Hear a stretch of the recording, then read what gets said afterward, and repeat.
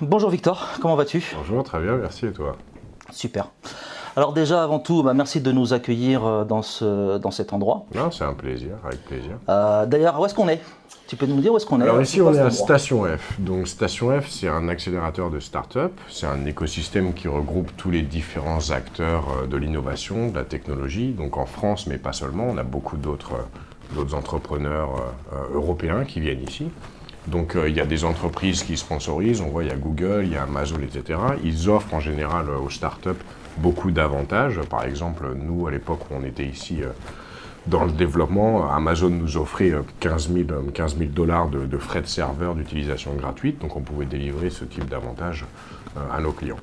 Donc Station F, c'est ça. Pourquoi on est là aujourd'hui? Parce que c'est un endroit qui est sympa, qui est prestigieux, vous en avez entendu parler. Je vais être franc avec vous, légalement, nous n'avons pas le droit de lier aujourd'hui Arbistar à Station F.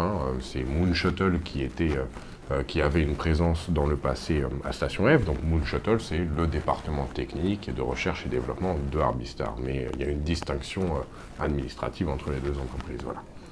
Donc voilà, si ça répond à ta question. C'est très bien. Formidable. Beaucoup de questions. Ouais, Est-ce que tu es prêt? allez. D'accord. Alors la première d'ordre personnel, peux-tu te présenter s'il te plaît, ton cursus?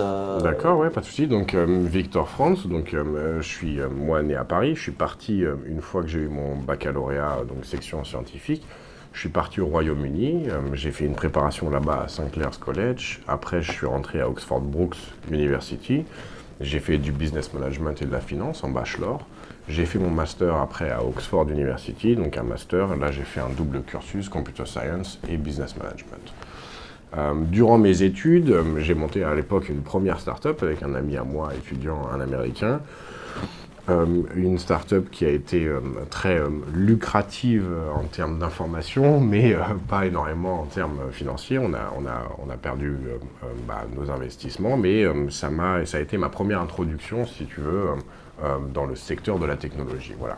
Donc j'ai été face à ce moment-là à beaucoup de problématiques que rencontrent des jeunes entreprises qui se développent et qui dépendent fortement d'un produit technologique, donc des limitations en général de communication, de compréhension de tout l'aspect technique avec les développeurs, etc.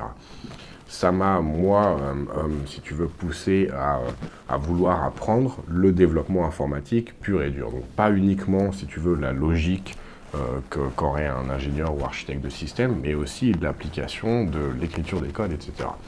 Donc je me suis lancé en parallèle là-dedans, j'ai appris à développer, j'ai commencé par du développement mobile sur iOS notamment, avec des langages tels que Objective-C et Swift, et après j'ai dérivé sur le web, etc.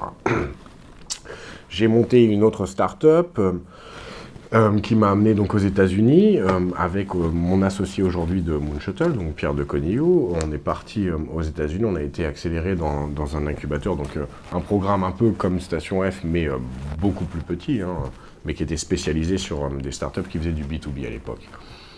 Donc qui s'appelle Tech Wildcatters, c'est au Texas, à Dallas. On est resté là-bas 2 ans.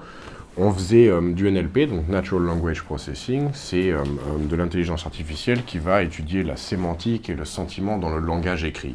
Donc ça va étudier la coordination des mots, la grammaire, etc., le contexte, pour pouvoir en déduire si une phrase a un sentiment positif, négatif, et comprendre un petit peu... Donc, Complètement dans l'IA, quoi. Voilà, exactement.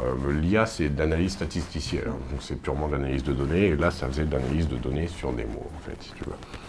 Donc voilà, et on faisait ça parce que nous, on voulait, dans le domaine des ressources humaines, remplacer, tu sais, les enquêtes internes dans les grands groupes, où on demande aux employés comment ils se sentent, la relation avec les collègues, les managers, si les nouveaux produits introduits dans les groupes marchent bien, etc. Donc plutôt que faire des enquêtes internes qui étaient coûteuses, qui prenaient du temps, etc., on agrégeait toutes les données de communication de l'entreprise anonymement, donc tous les emails, etc. Et on étudiait tout ça et on arrivait à dire le département marketing de New York est très satisfait de leur nouveau logiciel de SI, il y a des problèmes de communication ici, etc. C'est Donc, l'utilisation en fait du big data, c'est ça? Oui, et si tu veux, oui. Donc c'est d'ailleurs on va en revenir. Une des problématiques qu'on a eues, c'est que justement, pour pouvoir développer ça, il nous fallait une grosse quantité de données historiques pour pouvoir entraîner, si tu veux, notre technologie à reconnaître les contextes justement dans lesquels les personnes allaient parler, etc., ce que ça allait délivrer comme information, etc. Et donc on a rejoint un groupe d'accélération aussi de IBM Watson. Voilà, donc IBM Watson, c'est le département d'intelligence artificielle rattaché à IBM, bien évidemment. Et eux, ils avaient mis au point à ce moment-là différentes API qui nous permettaient justement d'obtenir cette technologie. Donc c'est ce qu'on a incorporé après dans notre solution. Donc voilà, donc ça c'est, je voulais dire un petit peu la start-up que j'avais montée, qui avait été à un autre niveau, qui nous avait départagé un petit peu de l'amateurisme avant dans lequel on naviguait et de nos pertes qu'on avait eues. Donc on a monté ça, je me suis marié après et je suis revenu en France. Et à ce moment-là, comme tout le monde, j'ai dû continuer, si tu veux, à survivre. Donc j'ai refait du développement informatique. Je me suis lancé au début à mon compte, puis après, j'ai commencé à exceller sur le côté commercial et pas avoir assez de capacité de réponse sur la production. Donc j'ai contacté d'autres développeurs et j'ai monté à l'époque une organisation qui s'appelait Techicats, de freelance, de développeurs freelance, qui collaboraient ensemble avec les mêmes processus et la même hiérarchie, si tu veux, qu'en agence, mais sans tout la même administration, donc les coûts de charge, etc. Indépendance totale. Voilà. Donc c'est ça qui m'avait donné l'idée aussi de faire une plateforme pour pouvoir gérer justement tout ce côté de production et donner une interface au client qui pouvait suivre, si tu veux, l'avancée de son projet en temps réel. Il n'avait pas besoin d'appeler chaque jour à demander comment ça avance, etc. Il avait les notifications sur son espace, il voyait les développeurs travailler, etc. Donc voilà, plus on a progressé là-dedans, je me suis remis avec mon associé qui lui avait monté une agence de développement traditionnelle. Lui était plus basé sur un marché des moyennes entreprises à grosses entreprises. Il a eu des clients comme Levi's, etc. à l'époque. Moi, j'étais très basé start-up et on a décidé de collaborer ensemble. Donc, on a mergé, on a formé Moonshuttle. Moonshuttle était le nom que moi, j'avais déjà monté avant, mais si tu veux, on a utilisé cette même image pour reformer cette entité. Donc voilà, et après, on a restructuré. Donc, Moonshuttle, aujourd'hui, on a à peu près 22 employés. On a la présence en France. On avait monté, donc après quand on a commencé à travailler vers Abistar, je vais y revenir dans une minute, on avait monté un pôle donc en Bulgarie aussi, avec d'autres développeurs en Bulgarie. Évidemment, on prenait avantage des différences de coûts des développeurs en France et en Bulgarie. Voilà. Donc voilà, donc ça c'est pour l'historique de Moonshuttle. Voilà. La rencontre avec Arbistar. Je ne sais pas si c'est une de tes prochaines questions. C'est justement une des questions qu'on voulait poser. Voilà, la rencontre avec Arbistar. Donc, à l'époque où je commençais donc Moonshuttle, j'étais déjà un petit peu entamé. Ça faisait peut-être 8 ou 9 mois où on était lancé dedans. J'ai rencontré un client qui m'a contacté, qui est donc Diego Felipe Fernandez, aujourd'hui associé et chef des opérations chez Arbistar. Diego m'avait contacté à l'époque, il voulait développer une plateforme de poker en ligne. Donc on a commencé à collaborer dessus, et Diego est quelqu'un qui a énormément d'idées, qui est très intéressé par beaucoup de domaines, etc. Donc on a commencé à beaucoup entretenir ensemble et à discuter, et on a lié des liens d'amitié. Voilà. Donc Diego et moi, on se contactait beaucoup sur le développement de ce projet, mais pas que. Et à un moment, Diego m'a contacté et m'a parlé d'une de ses idées, donc qu'il avait rencontré une entreprise allemande, qui faisait des signaux d'arbitrage. Donc l'arbitrage dans le secteur de la crypto-monnaie. Donc c'est une solution qui se branche sur différentes places de marché, différents exchanges, comme on les appelle, et va analyser les cours, donc les prix de vente et d'achat d'une même commodité, donc d'une même monnaie, sur les différents marchés. Donc en fonction de la localisation géographique, en fonction de certaines régulations, en fonction du nombre d'utilisateurs, les prix vont avoir une certaine volatilité différente, vont changer à une rapidité différente. Cette différence de prix va créer des opportunités si on fait un achat et une vente simultanés. Donc si le prix de vente est moins élevé que le prix d'achat sur un autre exchange, évidemment, l'achat et la vente simultanée va résulter en une marge de profit. Voilà. Donc lui, il voulait faire des signaux là-dessus. moi, très basé sur le développement d'applications, j'ai proposé donc d'en faire une application, un robot si on peut dire, mais une application qui va prendre avantage de ces signaux automatiquement. Donc plus que des signaux, pour pouvoir avoir un avantage compétitif avec donc, les Allemands qui eux donnaient des signaux, on s'est dit développons une solution automatique qui puisse acheter, vendre simultanément et donc prendre avantage de ces opportunités et faire du profit. Et donc c'est la décision qu'on a prise. On a commencé à se lancer dedans, au début d'une façon un petit peu plus amatrice que d'autres. Donc on a navigué, on a rencontré pas mal de problématiques, pas mal de challenges, on a beaucoup appris donc, de ce marché-là. Hein. Je vais vous avouer que moi à l'époque, sur le côté technique, je commençais à maîtriser la blockchain, mais j'étais pas du tout axé sur tout l'aspect trading, etc. Donc on a beaucoup appris. Lui connaissait un peu mieux que moi, mais néanmoins, nous n'étions pas des experts per se. Vous êtes complétés, quoi. Voilà, exactement. Ouais.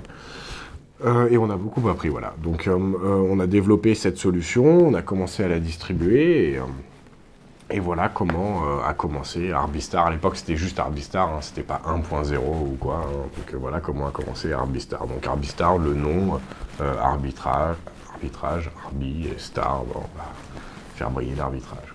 D'accord. Voilà. Alors, c'est justement, moi, ça m'a intrigué parce que on parle d'Arbistar 2.0, et j'ai vu que justement la marque a été déposée. Alors, c'était quoi cette Arbistar? Pourquoi c'est devenu ce 2.0? Alors oui, c'est amusant. Alors ça, c'est une idée de Santi, donc notre CEO aujourd'hui. C'est une idée pour vraiment marquer le remodèlement, la restructuration interne et du produit aussi de Arbistar. Donc quand on a commencé au début, nous étions 4 à l'époque, Diego Felipe et 2 autres Espagnols, je ne vais pas les citer, mais c'est visible en ligne, etc. Je pense qu'il y a certaines informations qui les livrent. Donc au début, on travaillait à 4. Pas de raison particulière, mais quelques conflits au sein de l'équipe, on ne s'entendait pas forcément sur certains points, etc., etc. Donc Santi, qui à l'époque faisait de la distribution du robot, travaillait excellemment bien, nous donnait beaucoup d'idées, etc. Et on a vu avec Diego, on a vu que Santi était vraiment investi dans le projet, avait un fort potentiel. Donc on a voulu restructurer, nous, l'entreprise d'une façon plus professionnelle. Avant, on était un petit peu façon start-up, donc des jeunes qui développaient une solution d'innovation, voilà, hein, si on peut se permettre. Toi. Voilà, oui. Les 2 autres étaient censés aussi s'occuper de la distribution du marketing. Santi, il n'avait rien à voir Santi n'était pas du tout dans l'entreprise au début, dans la start-up. Voilà, on était une start-up, on développait une solution, on essayait, on remodelait, etc.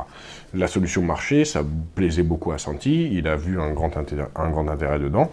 Et donc, nous, on s'est dit, on a proposé aux 2 autres partenaires qui, eux, n'étaient pas forcément satisfaits ou pas forcément investis dans le projet, voilà. On a proposé de leur racheter leur part et donc de donner ces parts à Santi pour que Santi revienne, prenne la direction de l'entreprise et transforme une start-up en une vraie entreprise. Voilà, donc passer à un autre niveau. Donc c'est ce qui s'est passé et il a voulu donc faire le rebranding de la marque pour marquer que voilà, c'est nouveau, c'est Arbistar 2.0, plus performant, plus professionnel, plus ci, plus ça. Voilà, après ça c'est l'aspect marketing. Il y a quand même quelque chose d'intéressant dans ce que tu dis. Santi, qui est le CEO actuel, au départ c'était juste un client qui a adoré votre produit. Tout à fait, exactement. Il vous a contacté et au fur et à mesure des discussions, de l'évolution. Alors, il a été plus malin que ça. Il ne nous a pas vraiment contacté, mais il nous a apporté beaucoup d'idées, il nous a apporté beaucoup de solutions, etc. Donc c'est nous qui lui avons fait la proposition, si tu veux. On a vraiment senti qu'il était extrêmement motivé, impliqué dans le projet et qu'il pouvait vraiment nous je trouve ça génial que un client, au fur et à mesure, en fait, vienne à s'investir dans le projet, à s'approprier le projet, et c'est vous qui, au final, le décarcassez. Si tu veux, lui a vraiment énormément d'expérience sur la distribution. Tu vois, c'est quelqu'un qui a 30 ans d'expérience dans la distribution, qui sait apparemment reconnaître un produit, apparemment qui peut se vendre facilement, etc. Nous, on n'avait pas du tout cette force de frappe, tu vois, on n'avait pas du tout le potentiel de distribuer le produit autant que ça. On mettait en place une stratégie marketing un petit peu traditionnelle, etc. Et on n'aurait pas imaginé, si tu veux, pouvoir ouvrir autant de canaux de distribution. Donc c'est lui qui nous a apporté tout ce potentiel-là. En plus de nous apporter d'autres solutions et de savoir un petit peu nous guider dans les opérations au jour le jour et sur la vision long terme. Nous, on est vraiment focalisé produit, si tu veux, avec Diego. Donc bien sûr, on discute sur d'autres aspects, d'autres départements, mais on est vraiment focalisé produit. Moi, j'aime bien, tu sais, rester dans mon cadre, je m'occupe pas trop de ce qu'il y a à côté et ils viennent pas me faire chier chez moi non plus, tu vois. Je suis avec mes mecs, on fait les codes, tu sais, on a assez de boulot, tu vois. Le côté geek, justement. Voilà, tu sais, on aime bien, on se fait confiance les uns les autres. C'est ça qui est le plus important aujourd'hui. C'est la problématique qu'on avait eue avec l'équipe principale, au début. Mais maintenant, j'ai une confiance à 100% dans les partenaires, dans leurs décisions, etc. Donc, j'ai pas besoin d'être au courant de tout et vice-versa, tu vois. Donc, voilà. J'ai une question. Quels sont les produits et services que propose aujourd'hui l'entreprise et toi, ton rôle dans ces projets? D'accord. Alors, aujourd'hui, principalement, on utilise le premier robot, donc, que vous caractérisez d'Arbistar 1.0, pour le Community Bot.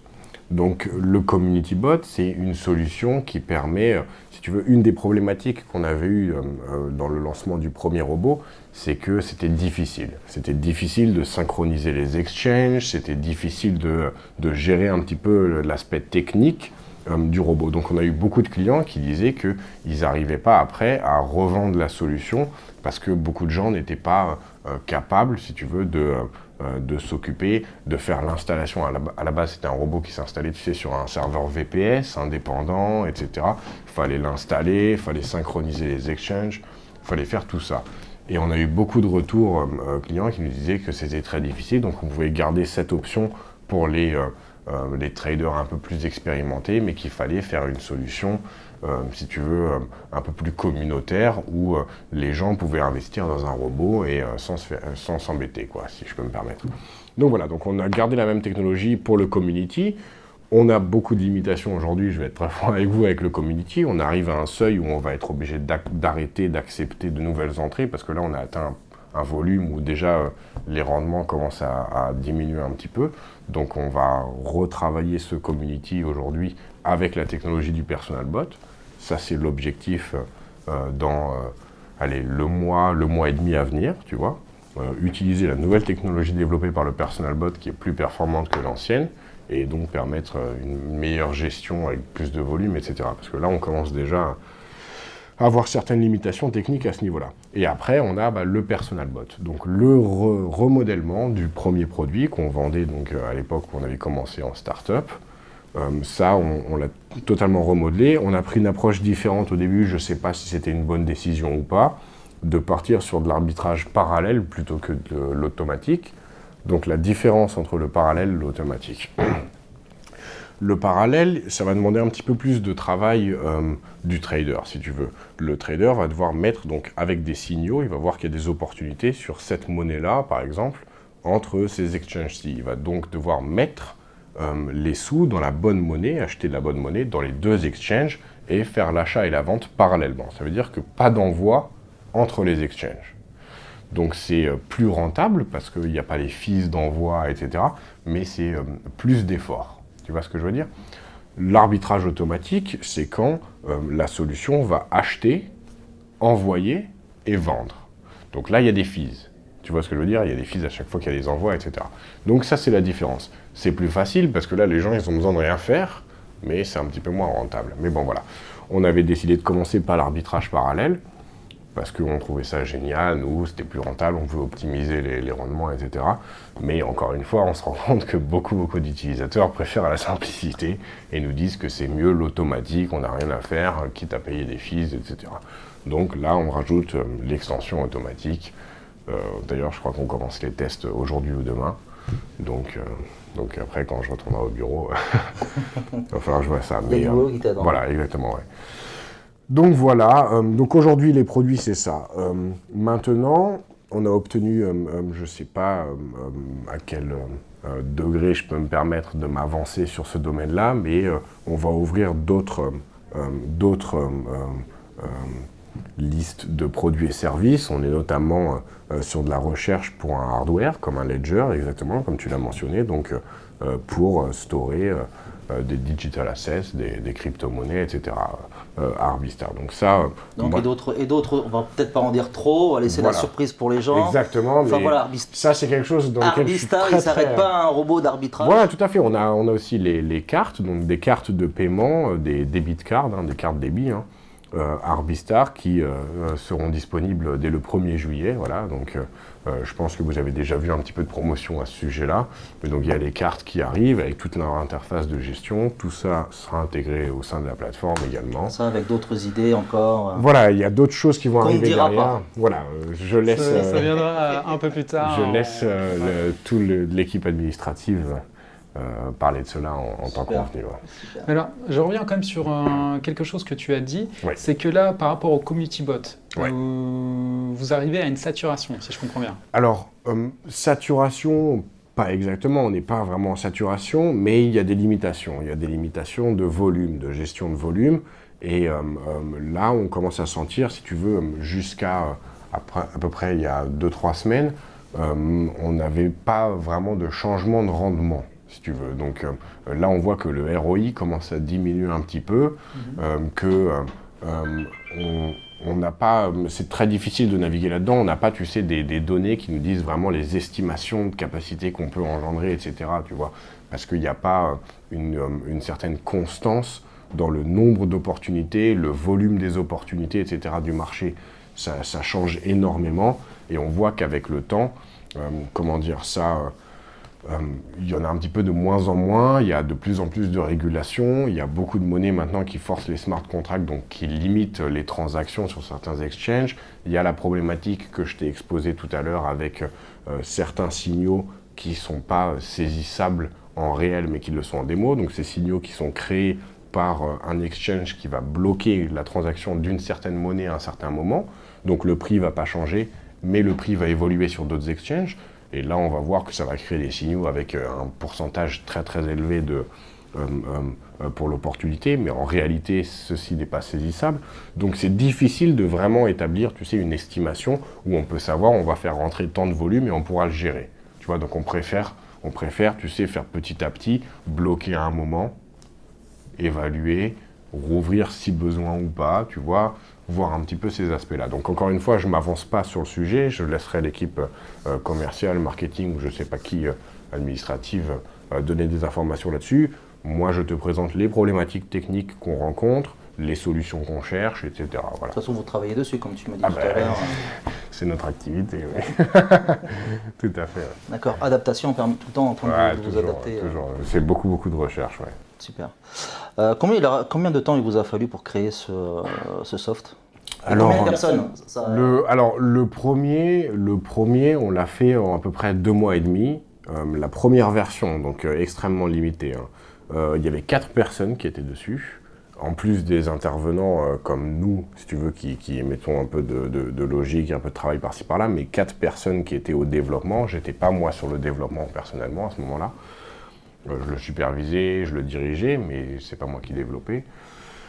Donc la première solution qui était basique, donc comme je te disais, le bot fonctionnait bien, hein, nos premiers clients peuvent en attester, mais ça prenait ordre par ordre, donc c'était des petites transactions, tu vois, ça veut dire que s'il y a une personne qui va mettre tant de volume, ça va pas jongler avec la personne suivante qui a un ordre derrière, donc ça peut pas avoir énormément de volume si tu veux dans les opportunités, donc ça faisait beaucoup de transactions mais des petites.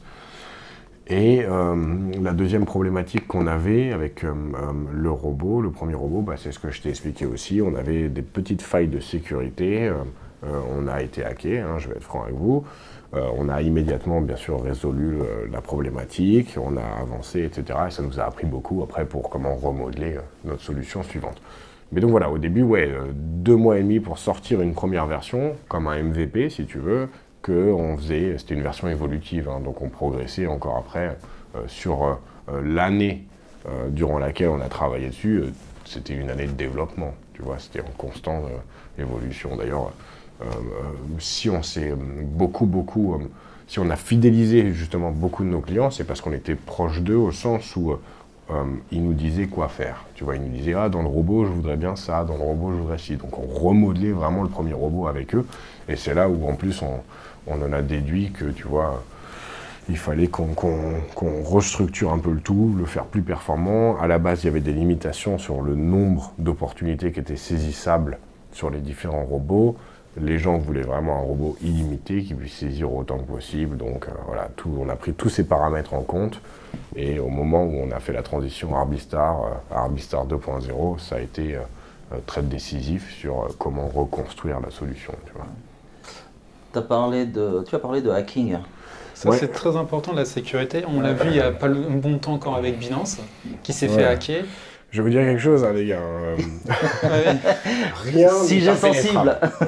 Rien n'est impénétrable. Ça, c'est ce que quelqu'un encore m'a dit il n'y a pas longtemps quand je parlais de Bitcoin. Il me dit « Ah, mais c'est pas le truc qui est dangereux ou qui n'est pas sécurisé. » Je lui dis « Quand tu fais une transaction en ligne avec ta carte bancaire ou quoi que ce soit, voilà, les cartes qui sont... » C'est parmi les choses les plus sécurisées. Hein. Honnêtement, je vais te le dire. C'est juste que, comme c'est de l'argent, c'est très ciblé. Voilà. Rien n'est impénétrable, hein. L'Élysée n'est pas impénétrable, la NASA, la CIA, rien n'est impénétrable, d'accord ? Mais il y a des différents degrés de difficulté, voilà. Je vais vous dire, 98% des hacks se font via du social engineering, ça veut dire que ça se fait via l'utilisateur. C'est du phishing, c'est des techniques où on va rentrer dans le système via un compte utilisateur. Tu vois ce que je veux dire ? C'est le plus facile. C'est très difficile de pénétrer un système. Nous, c'est vraiment très difficile de pénétrer nos systèmes de serveurs, etc. On a du load balancing, on a Cloudflare, mais j'ai même des données, si vous voulez, on se fait hacker tous les jours. Hein. Tous les jours, il y a des tentatives de hack, bien sûr. On a énormément de DDoS, on en a eu là de l'Indonésie, etc. et de l'Ukraine il n'y a pas longtemps, mais si tu veux, on a eu peut-être 2 500 000 connexions simultanées, tu vois. De quoi faire craquer. Voilà. Mais donc on a... vraiment, on a des solutions en place. Là, le système n'a jamais été pénétré et dans tous les cas, on n'a aucune donnée, si tu veux, confidentielle qui mettrait en danger vraiment les sous des gens. Parce que les sous sont transférés à des wallets, ces wallets ne sont pas hébergés sur les serveurs, etc. Il n'y a rien dedans. Donc, quand on a eu des gens qui ont été sujets à des attaques via du phishing, tu sais, ils reçoivent un email avec un domaine un peu... Comme ça se fait beaucoup. Ouais. Voilà, et on leur dit votre mot de passe a expiré dans Arbistar, il faut que vous resetiez votre mot de passe ici. Et on leur donne 2 petits cadrans, et hop, et derrière, ils récoltent les informations, tu vois. Après, ils se connectent. Donc, eux, en général, ce qu'ils font, les coups qu'on a rencontrés, c'est les gens vont changer les wallets, tu vois. Donc, ça veut dire que toi, tu crées ton profil et tu mets un wallet, et le hacker, quand il pénètre, après, il va changer le wallet. Aujourd'hui, c'est plus possible, ça, tu vois. Aujourd'hui, tu l'as déjà dès l'inscription, on a vu ça. Voilà, il y a le 2FA dans tous les cas. Donc ça, c'est vachement bien comme sécurité. Il faudra aussi hacker le 2FA.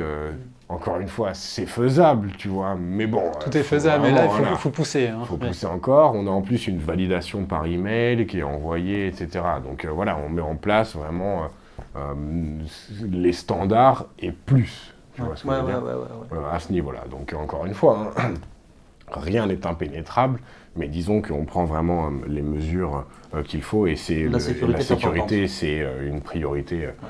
Voilà, c'est l'image, la crédibilité, bien sûr, de nos systèmes, de nous en tant que techniciens aussi. Donc on ne le prend pas à la légère. Jusqu'à aujourd'hui, on a démontré cette crédibilité, et ça continuera encore. On y met les investissements humains et financiers qu'il faut, si tu veux, voilà. D'accord, ok, génial. Avant de lancer le robot, il a été testé combien de temps? Alors, pas assez. Je vais être franc avec vous, donc comme je t'ai raconté tout à l'heure, comme on avait lancé le premier robot, on avait tous les clients du premier robot qui étaient en attente, tu vois.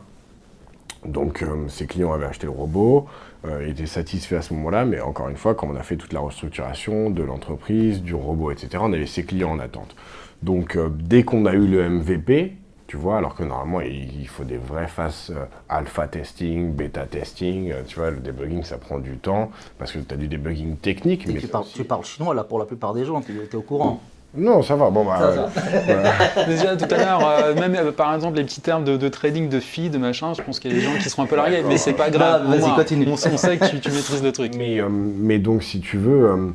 parce que tu vas avoir du debugging technique, donc il y a des bugs, des problèmes, on résout, mais tu as aussi le comportement de l'application dans le marché, tu vois.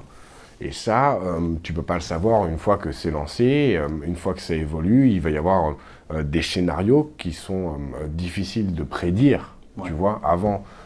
Je prends un exemple tout con, hein, mais regarde ce qui se passe avec le Brexit.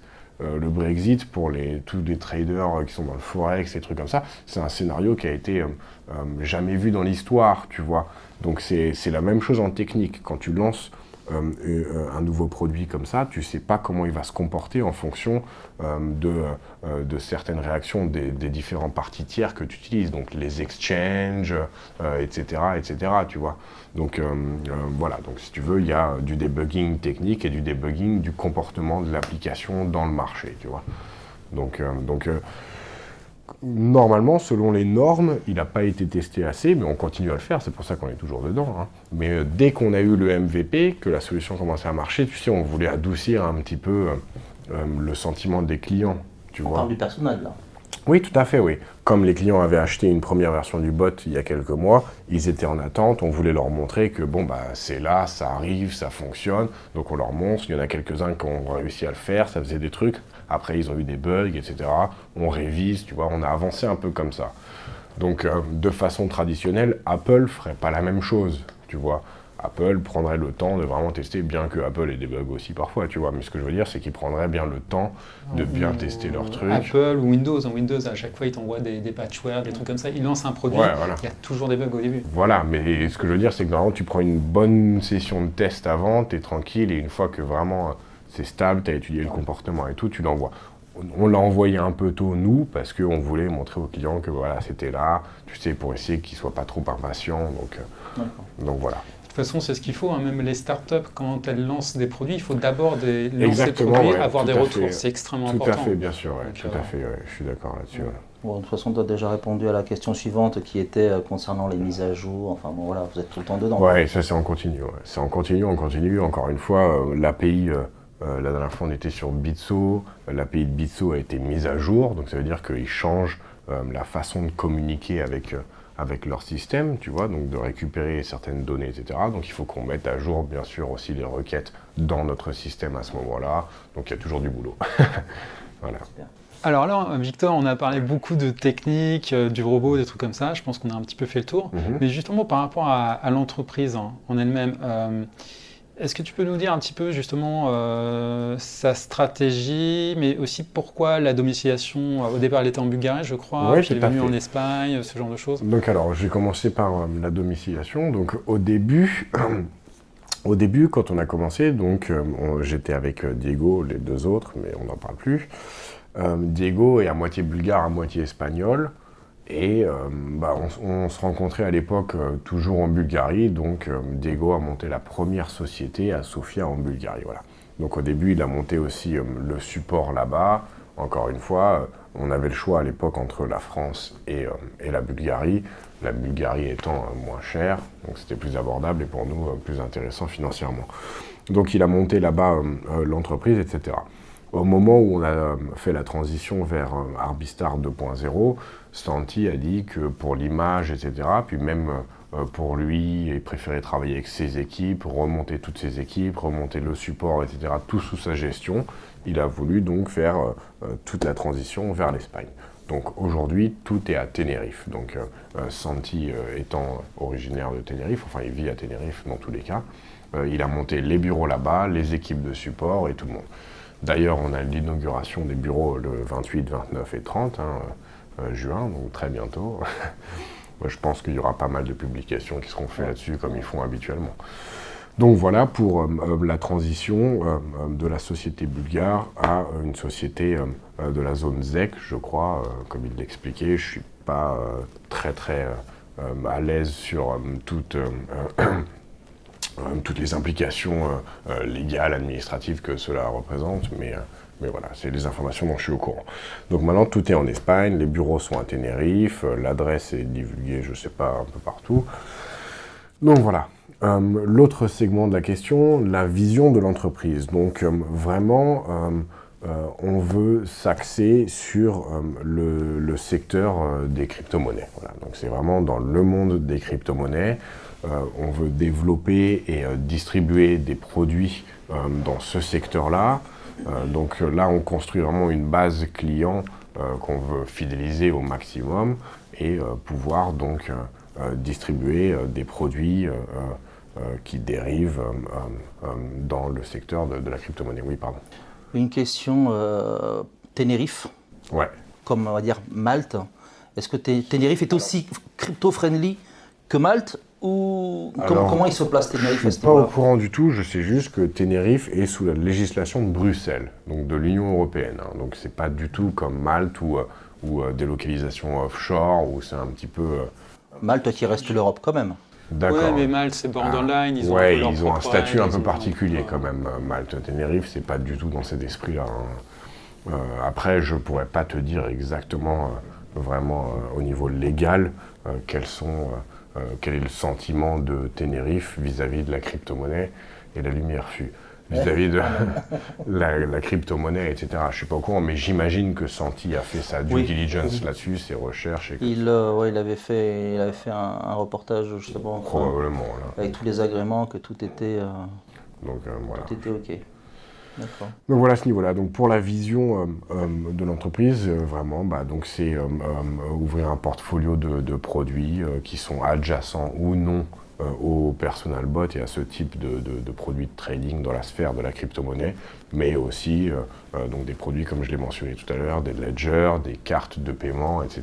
Donc toujours sous le pôle crypto-monnaie dans cet esprit-là. D'accord. Alors, la question que je me posais, c'est parce que là, on sait qu'il y a des sociétés qui lancent leurs cartes justement de monnaie, comme ça, de crypto. Oui. On connaît surtout Wirex. Ouais. Là, il y a Coinbase qui va s'y mettre. Ouais. Et du coup, on peut se demander quel est l'avantage d'utiliser la carte Alors, je pense que vraiment, à ces niveaux-là, les avantages, c'est vraiment au niveau des fees. Hein, donc, les fees, les commissions, hein, bien sûr, que l'acteur prend. Donc, au niveau des fees, après, au niveau de la gestion, donc au niveau des limites, au niveau d'une gestion plus ou moins personnelle, celle de Wirex, je vais être franc avec vous, est très bien faite. Hein. La gestion de la carte Wirex est très très bien. Coinbase, je ne peux pas encore savoir. J'en avais essayé 2-3 autres qui étaient bien moins flexibles que Wirex. Wirex, après, eux, ils sont chiants sur sur ces histoires de, de quantité de management, surveillance, etc. Ils sont très très méticuleux là-dessus. Bien sûr qu'on a des obligations légales, comme je l'ai mentionné tout à l'heure avec le KYC. On ne peut pas faire des cartes qui sont anonymes, c'est illégal de faire ça. Donc on ne pourra pas se permettre de faire des choses comme ça. Bien sûr qu'il y a aussi des obligations d'un certain contrôle des flux financiers avec des limites. On ne peut pas se permettre de permettre aux gens de dépenser des milliers et des milliers sans justifier à un certain moment d'où proviennent les fonds, etc. Donc on a des obligations légales comme n'importe quelle entreprise dans le marché. Mais après, comment on se positionne? On va se positionner à, bien sûr que nos clients fidélisés à Arbistar qui prendront avantage de nos différents produits auront des solutions qui seront moins onéreuses que des alternatives externes. Donc c'est certain qu'ils bénéficieront de commissions réduites et ce type de choses-là. Et est-ce que tu sais s'il y aura aussi un plan de commissionnement, un plan de network, non? Alors j'imagine, mais je suis... Tu n'es pas au courant, voilà. Ouais, non, je ne pourrais pas me permettre de donner une réponse à 100%, mais j'imagine que c'est toujours, ça reste dans le même esprit dans le programme d'affiliation. Donc ils trouveront une astuce pour faire en sorte ça, c'est plus Santi. Voilà. Totalement. C'est à 100% Santi, c'est le département marketing. Mais j'imagine que oui, parce que un des aspects intéressants justement de Wirex, donc à première vue, c'est justement ces gains de Satoshi en fonction de l'utilisation de la carte. Donc plus on va utiliser la carte, plus on va gagner des Satoshi. Donc j'imagine qu'il y aura un système de redistribution justement des Satoshi gagnés via via le réseau d'affiliation. Il y aura peut-être un petit truc, Je ne suis pas au courant à 100%, mais j'imagine, ça me paraît logique, tu vois, qu'il y a un système comme ça. Ils le font, pourquoi pas. Merci Victor de nous avoir accueillis à la station F. Avec plaisir, c'est un endroit génial. Alors, donc encore une fois, on ne peut pas se permettre légalement de donner une attribution de présence avec Arbistar, mais nous sommes ici aujourd'hui, invités, c'est génial, un environnement. Oui, parce que du coup, Arbistar, on sait que les bureaux sont maintenant en Espagne, à Téméris. L'équipe technique, alors là tu ne nous l'avais pas dit devant la caméra, mais tu nous l'avais dit avant. Alors voilà, donc nous, Moonshuttle, là où sont nos développeurs, donc c'est départagé en 2 bureaux. Le bureau principal à Paris, donc, est au 11 rue de Bourmel, donc c'est là où on est, on peut y passer comme vous voulez, il n'y a pas de problème. C'est là où est mon associé Pierre de Cogniou, qui est aussi le superviseur de la sécurité de Arbistar. Et après, on a une filiale en Bulgarie, toujours avec des développeurs qui sont là-bas. Donc les développeurs bulgares sont vraiment des exécutants. Tous les architectes de système, etc., les superviseurs les cerveaux sont ici. À Paris. Ce sont des cerveaux aussi, on ne va pas se permettre de les négliger ainsi, mais c'est des métiers un peu différents.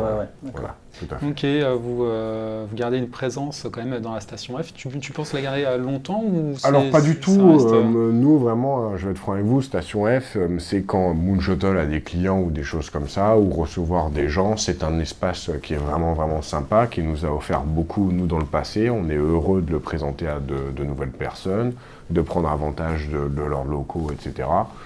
Donc voilà, mais après, on ne peut pas se permettre d'avoir nos équipes en interne ici, de un, parce qu'il n'y a pas la place, ils ne donnent pas la place. C'était vraiment au début quand vous étiez au début, start-up. Exactement. Voilà.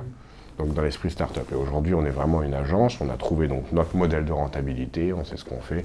On développe même vraiment Moonshuttle aujourd'hui, c'est le département de recherche et développement de Arbistar. Donc voilà, principalement. D'accord. Ok. Voilà. Écoute, merci Victor merci de nous avoir invités, d'avoir Avec répondu, d'avoir joué le jeu à ce question-réponse, à tout ça. C'est vraiment sympa et ça, je pense que nous, en tout cas, moi personnellement, j'en suis plutôt satisfait. Voir en plus qu'il y a vraiment... comment ça s'est développé, vraiment comprendre le projet, comment ça s'est monté petit à petit, le travail que vous avez fait dessus, la sécurisation que vous avez, la vision que vous en avez. Ça a été une aventure intéressante qui nous a appris beaucoup et on continue. Et on va dériver, donc, comme je l'ai dit, dans d'autres atmosphères dans lesquelles je n'ai pas travaillé personnellement dans le passé, comme le hardware, etc. Et je suis très, très excité à ce niveau-là, par exemple. Donc c'est super. Merci à vous. Génial. Merci Victor. Voilà les amis, j'espère que cette vidéo vous a plu, que vous avez retenu un maximum d'informations, que maintenant vous comprenez davantage le projet.